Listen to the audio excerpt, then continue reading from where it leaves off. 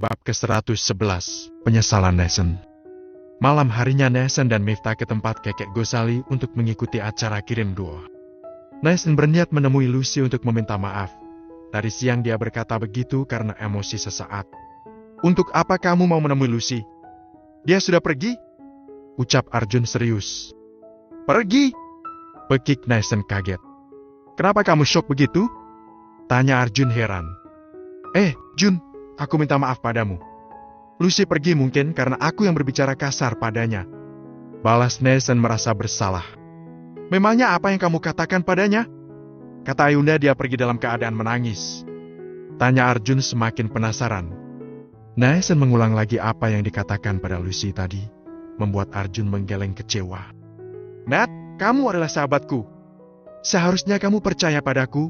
Aku sudah bilang tidak mencintainya, kenapa kamu malah menindas dia?" Serga Arjun menahan amarah. "Siapa yang bisa percaya kamu tidak mencintainya? Sedangkan kamu sangat peduli padanya," balas Nesen. "Jadi jika aku peduli pada pengamen, bahkan pengemis di pinggir jalan, berarti aku mencintai mereka semua. Kamu jangan tidak masuk akal dong, Nak. Aku belum siap menikah pada Nala karena memang aku sendiri yang belum pantas, bukan masalah Lucy," gertak Arjun. "Maafkan aku, Jun," ucap Nesen. "Yang kamu lukai Lucy, bukan aku. Sudah seharusnya kamu meminta maaf padanya, bukan padaku. Dan satu lagi, aku tidak mencintai Lucy. Tetapi setiap kali aku melihat dia, aku akan selalu membayangkan jika Ayunda dalam keadaan sulit seperti itu bagaimana. Tidakkah kamu merasa jika Lucy dan Ayunda hampir mirip? Manja, tidak bisa apa-apa, dan mudah sekali menangis," balas Arjun. Nesen langsung terduduk lesu. Dia benar-benar merasa sangat bersalah sekali pada Lucy. Tidak lama kemudian Ayunda muncul. Sedari tadi gadis kecil itu menguping karena sangat kepo. "Kak Nesen, maaf tadi aku diam-diam mendengarkan pembicaraan kalian," ucap Ayunda. "Tidak apa-apa. Emma, apakah kamu punya nomor telepon Lucy?" "Tidak punya, tapi nanti akan aku mintakan pada Abang Arjun," jawab Ayunda. Nesen menatap Ayunda sekilas. Dibandingkan dengan Lucy, memang kedua perempuan itu memiliki karakter yang hampir sama.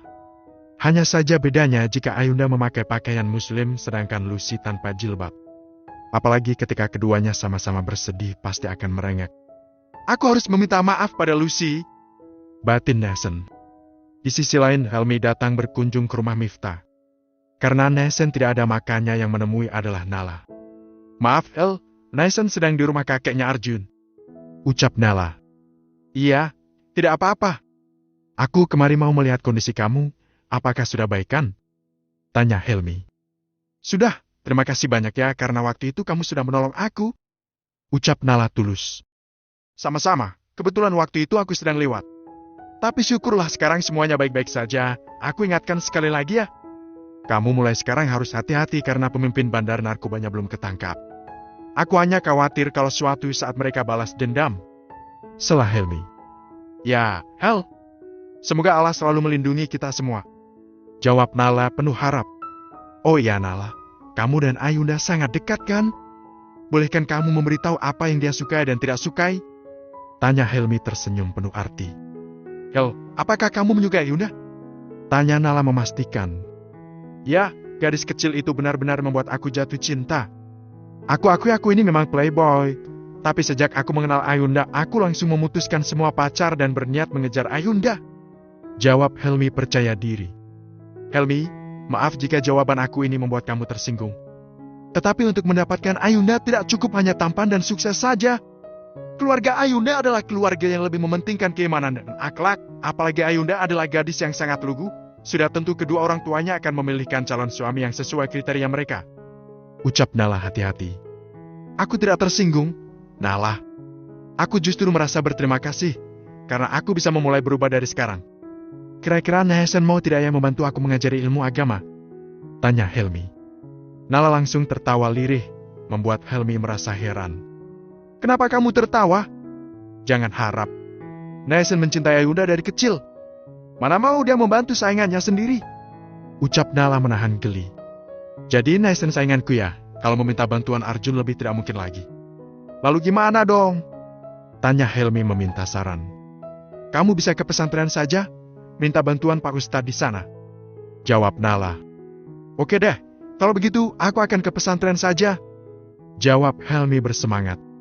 Tapi aku sarankan lagi, sebaiknya kamu berniat berubah bukan semata karena cinta, tetapi karena kamu memang ingin menjadi seseorang yang beriman dan bertakwa. Sela Nala. Iya, Nala. Kalau gitu aku permisi dulu ya. Nala menganggukkan kepalanya setelah Helmi pergi ibunya datang. Barusan siapa, Nak? Tanya Safira. Helmi, ibu. Dia adalah temannya Nehsen dan Arjun. Jawab Nala. Oh, yang membantu kalian ya? Setelah ini jangan bepergian malam kalau tidak bersama ayah kalian ya. Ibu sangat cemas sekali. Ucap Safira. Iya, ibu. Jawab Nala patuh. Nala, barusan ibu mendapat telepon dari ayah kamu. Katanya besok malam keluarga Pak Salman akan datang berkunjung. Tetapi dari yang ibu duga mereka akan melamar kamu untuk putra pertama mereka yang bernama Iwan. Lelaki itu baik, ganteng, soleh dan lulusan Kairo. Katanya sudah sukses di bidang usaha tekstil. Apakah kamu mau mempertimbangkan? Tanya Safira lembut. Ibu, aku masih belum mau menikah. Tolak Safira langsung. Kenapa, Nak? Apakah masih menunggu Arjun yang tidak jelas itu? Usia kamu sudah 28 tahun. Nak, ibu sangat mencemaskan kamu. Berbeda dengan Nehsen dan Arjun, mereka adalah lelaki. Jika belum menikah, masih terbilang wajar. Sela Safira resah. Tapi bagaimana bisa aku menikah tanpa cinta? Ibu, aku tidak bisa. Ujar Nala gelisah. Ibu tahu, Nak, ibu bisa memahaminya. Tapi bagi seorang perempuan lebih penting menikah dengan orang yang mencintai kita sepenuh hati. Ibu dulu menikah dengan ayah kalian karena terpaksa, tetapi karena ayah kalian sangat baik, pengertian dan penuh kasih, makanya sekarang hidup ibu sangat bahagia dan ibu sangat mencintai ayah kalian. Dan ibu bersyukur menikah dengan seseorang yang mencintai ibu. Makanya ibu berharap kamu juga memilih orang yang benar-benar mencintaimu.